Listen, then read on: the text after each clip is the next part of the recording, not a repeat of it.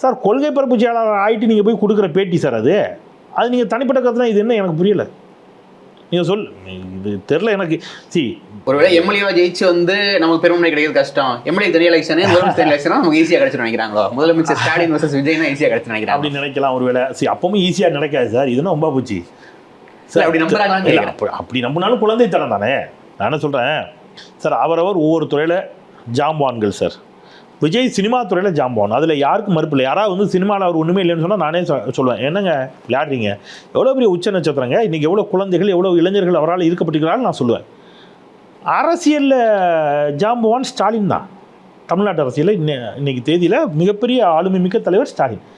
நீங்கள் அவரை கொண்டு போய் அரசியலில் விஜயோட ஒப்பிடுவது என்பது, விஜய் இப்போ நான் மீடியாவில் ஒரு 20 வருஷமாக ட்ராவல் பண்ணுறேன். மீடியாவில் எனக்கு ஒரு என்ன சொல்கிறது எக்ஸ்பீரியன்ஸ் இருக்குது அப்படின்னு வச்சுக்கோங்க.